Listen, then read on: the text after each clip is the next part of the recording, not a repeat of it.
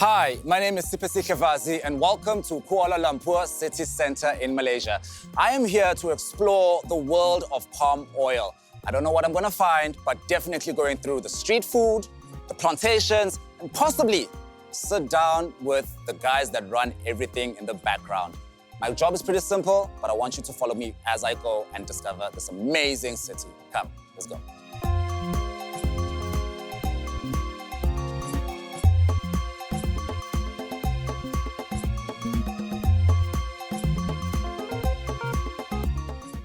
I have the great pleasure to talk to the COO of the Sungai Ring plantation, Mr. Muhammad Al-Shafiq. Yeah. Pleasure to meet you.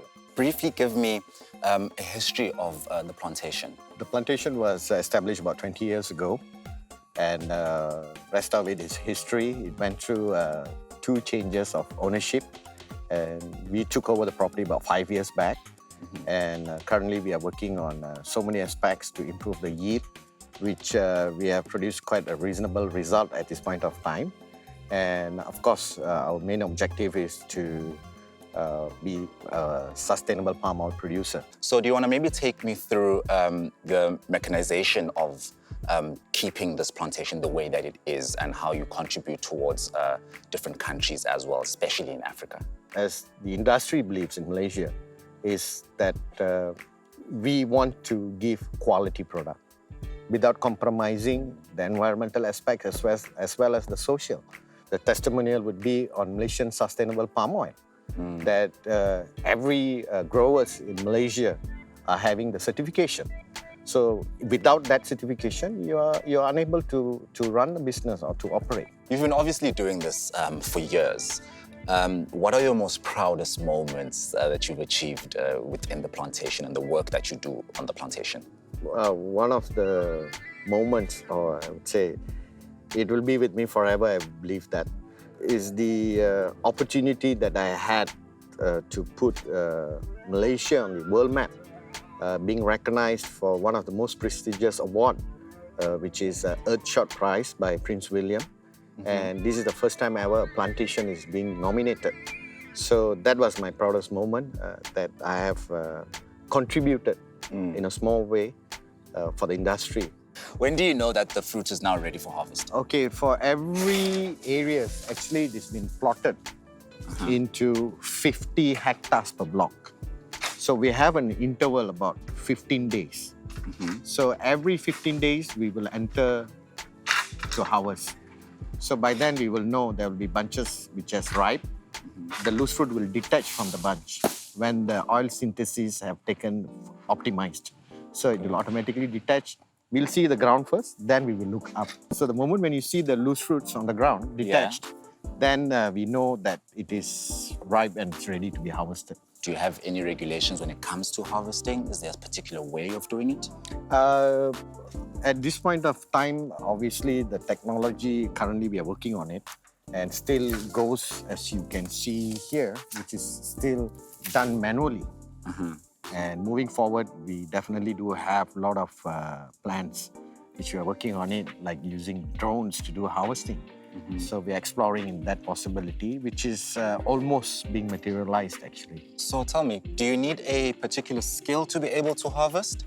Obviously, yes, you do, but we can always train somebody to do it. Yeah, because I want to volunteer just to... Oh, yeah. Look, I'm strong enough. Yeah, you are. Yeah. I can see that. You got huge muscles, man. Yeah, it's just RSA, man. No DNA. Did you know oil palm plantations are highly efficient in terms of land use? They yield more oil per hectare compared to other oil crops like soybean or sunflower, making them a significant contributor to the global edible oil supply.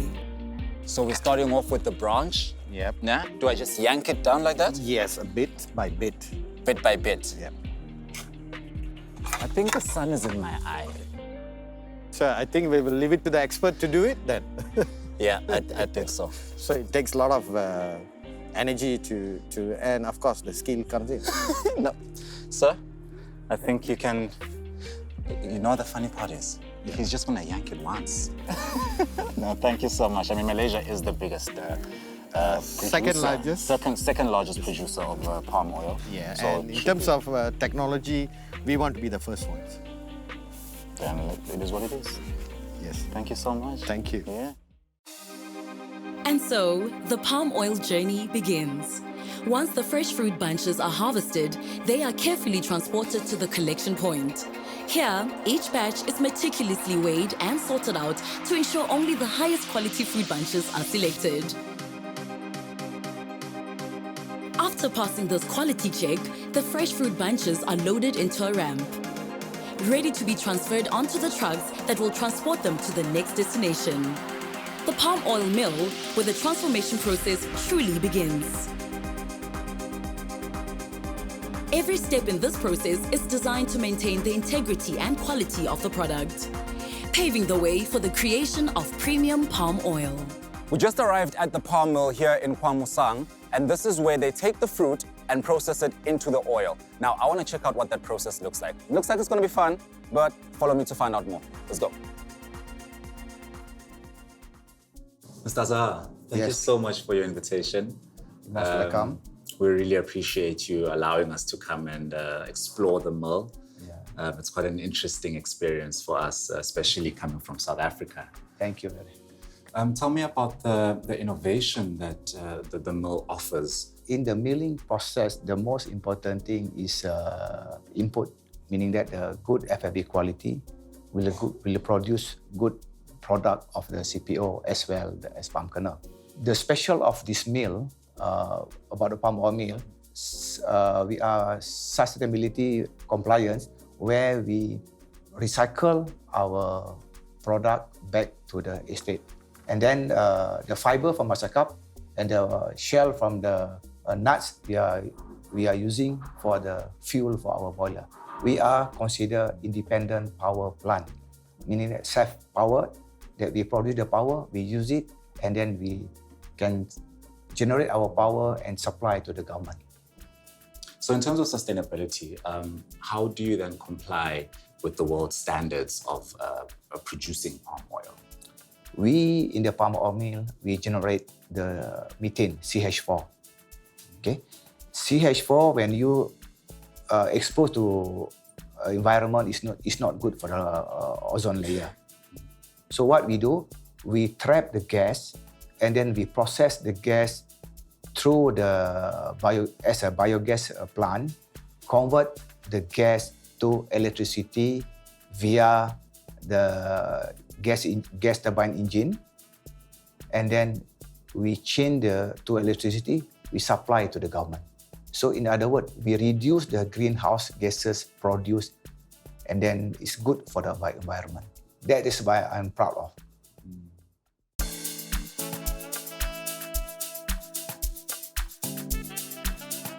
Isaac, thank you so much for inviting us. Thank you. You run quite a huge operation here, man. Yeah. How do you manage? How do I manage? I basically don't sleep, I guess. Tell me about the operation itself. How much you actually export out of the country? So I would say like more than 90% is for exports for us, right? And 80% out of those are going to African countries. Okay. In terms of capacity, we're doing slightly, max capacity can go slightly lower than 30,000 metric ton a month. What are your goals? What are your personal Oh, yeah, goals? Where do you see the definitely. company going? Yeah, definitely there are things that I'm looking at. One of the things is that increasing profitability, right? The other thing is like to look into like modernizing the plant a bit. I mean, you've looked into the operations. There are, robots and whatnot, but we're trying to like modernize it even more. You spoke about exports in Africa. How much do you export to Africa, and which countries are those? I would say in terms of export, 80% of it goes to Africa, country-wise. We do Djibouti, Somalia, mainly western and eastern side. Yeah. Unfortunately, we haven't done South Africa yet, but hopefully soon enough, we'll be able to go there as well. Malaysian palm oil is the heart of this nation's kitchens, loved by locals and used in countless dishes. Today, we're diving into the vibrant world of a famous Malaysian street market. To see how this golden ingredient transforms humble recipes into culinary masterpieces.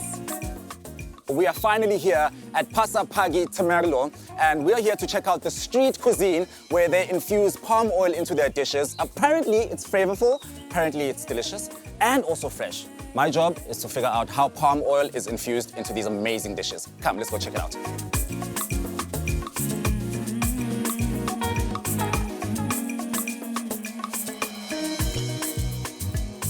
Thank you so much for agreeing to be my translator for the day. No worries. Otherwise, I would have My had pleasure. problems. Yeah.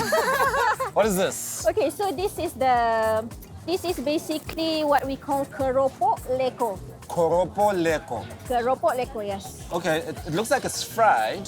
Yeah. What is it, meat? Is it- Yeah, it is a fish. From fish, Fish? and a bit of flour, and then we fry it.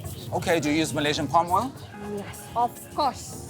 We use Malaysian palm oil because of this is the most popular cooking oil that we use in Malaysia. When we fry using palm oil, so the texture of the food become crunchier, become tastier, and it will absorb less oil. And the most important thing about palm oil, when we use it for frying, it doesn't change the original taste of the food. Oh, are you giving it to me for free? My sister is the owner. On the house. He treats you. Oh, thank you so much. Thank you. You can say terima kasih How do I say banyak-banyak. it? Terima kasih. Banyak-banyak. Banyak-banyak. Jumpa lagi. Terima kasih. See you again. See you. See you Jumpa again. lagi. Banyak-banyak. Jumpa lagi. All right, let's go find some more food, Okay, right? let's go. Let's go. Let's go. Look, I'm a bit thirsty. It's a bit humid here, so I'm gonna find myself something really ice cold to drink. And we got here. This looks interesting. Hello. What is this? What's happening here? All right. Okay. So we have three main ingredients here. So this is what we call chendol. Okay. Okay, the one in green. So this is made from rice flour. Rice flour. Yes. Okay. And then this is the sweetener, made from 7 types of sugar. But Seven this is- types of sugar. That's yes, not good for my but health. this is a secret recipe. Okay. Yes. And then this is the main highlight here. This is palm milk. Palm milk. Yes, because usually chendol will use coconut milk, but what's special here? We use palm milk. So what is the difference between the coconut milk and the palm milk? When you use palm milk, the most important thing, if you compare palm milk and also coconut milk, palm milk has oleic acid that is good for our health. Palm milk is a lesser known gem in Malaysia. It's packed with nutrients and used in traditional desserts as a healthier choice. Plus, it's sustainable and has a longer shelf life. Oh, this is delicious. This is so delicious. Thank you so much. It's not too sweet. I love how you can actually taste the palm milk, and it's actually overpowering most of what is in here. And I think I'm gonna have a good time here. Thank you. Welcome. Thank you. All right, now let's go find some food. All right, I'm a bit hungry. Let's go. Malaysia is the second biggest palm oil producer in the entire world. Now, locals here not only like using palm oil because of its health benefits, but also because of the economic benefits as well. It's very affordable, and therefore that's why you find palm oil literally everywhere. So my job here, you know what it is, just to figure out what is in palm oil. Here, palm oil is the MVP of street food magic. From crispy golden banana fritters, fried fish, to sizzling keropok leko, this versatile oil brings out the flavor in every bite. Plus, its high heat stability means perfect frying every time. Palm oil, it's the secret ingredient that makes Malaysian street food so unforgettable. Sure, after that long morning, I think it's time for me to dig in these babies. It's actually great timing because right now it's 12 o'clock, which means it's Zohar prayer time, and just gives me time to literally just dig in. My time is done at the market. It's time for me to go exploring. Let's see what else we find out about palm oil and what it does and how it contributes to the Malaysian market and the people. From the street market to Beryl's chocolate factory. Ha, Vazi, you definitely are getting the full taste of Malaysia, ne? Hi, Mr. Harry. How are you? Hi. Nice meeting you. It's a pleasure to meet you too. Do you want to maybe take me through what it is that you do here? Okay. Hi, I'm Henry Tan. I'm the General Manager for Barrels Gourmet. Here, I'm in charge of the whole production plant and also the administration.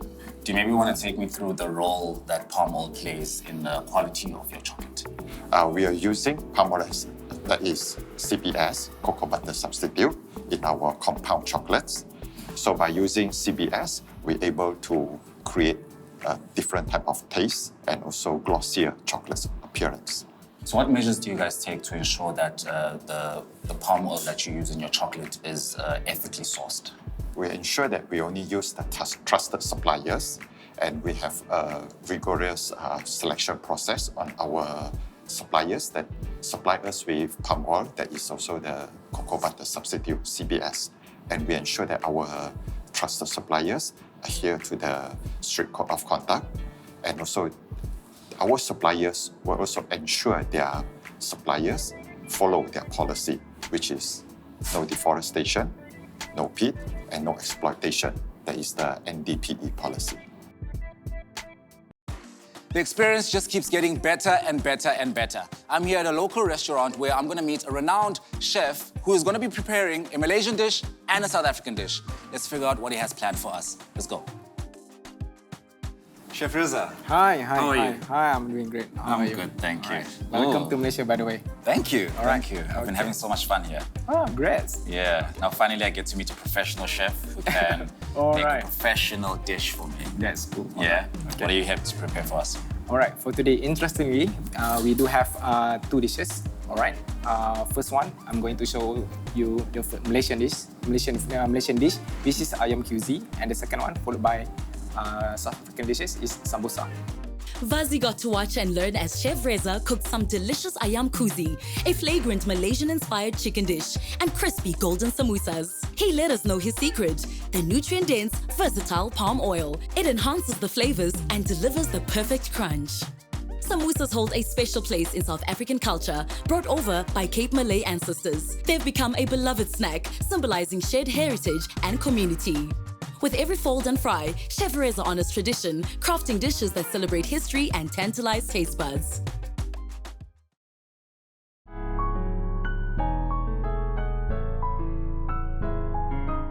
So after all the running around from plantation to processing to food markets and all the delicacies that Malaysia has to offer, I am finally sitting with the CEO of the Malaysian Palm Oil Council, and I just want to get a more insightful view of what the palm oil industry actually looks like.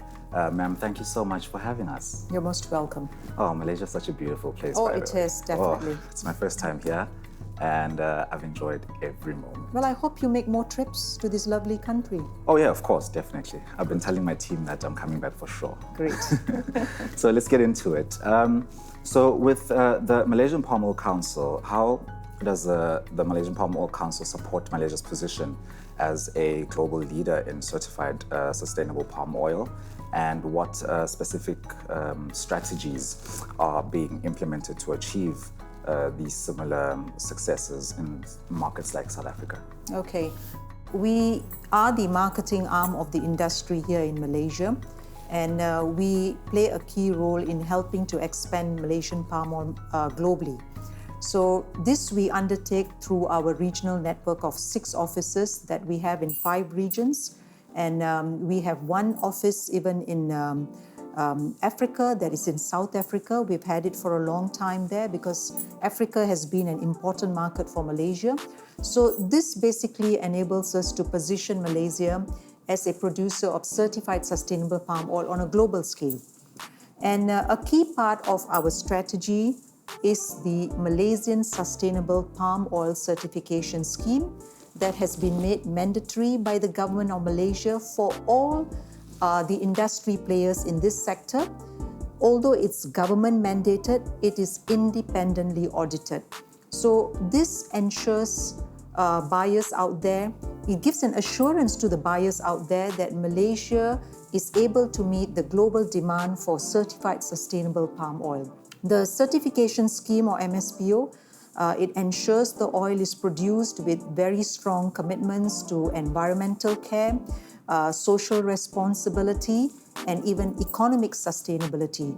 So basically what we are doing here is the MSPO reinforces Malaysia's reputation as a leader in certified sustainable palm oil. So as you know, that sustainability has been a conversation that we've been trying to have this whole time while we are in Malaysia. And now I've got the pleasure of sitting with a sustainability expert who is going to unpack for me what that means within the palm oil industry and obviously the impact that it has on the environment.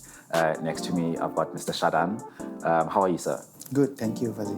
I'm good, thank you. I'm good, thank you. Let's kick it off with how has palm oil production impacted the orangutan? How do I say it? Orangutan, yes. Orangutan and the tiger's inhabitation in Malaysia. Well, to begin with, the word orang-utan is actually a Malay word. Orang is people, and utan is actually forest. So people of the forest, that's what it means, orang-utan. So in terms of palm plantations, Malaysia is a developing country. We are relying on the agriculture to develop the economy.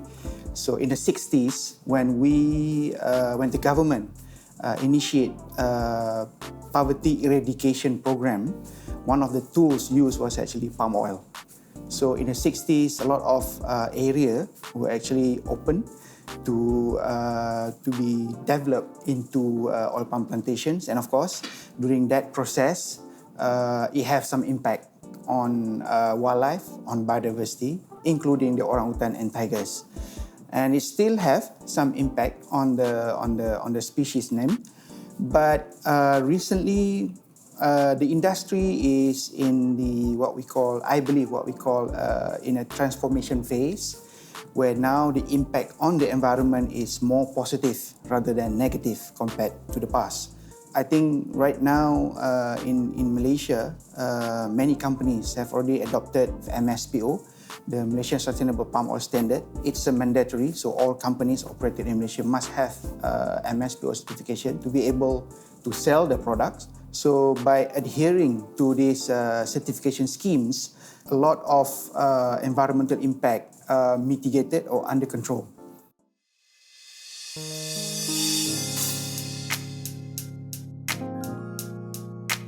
Matt Ellis, I'm the General Manager for SD Guthrie International, South Africa. Palm oil is a very important contributor to the food system of South Africa. We estimate the South African consumption to be about 1.4 million tonnes of vegetable oil, of which palm oil makes up around 400,000 tonnes. So it's a significant source of food for South African people. And the particular thing with palm oil is around its functionality.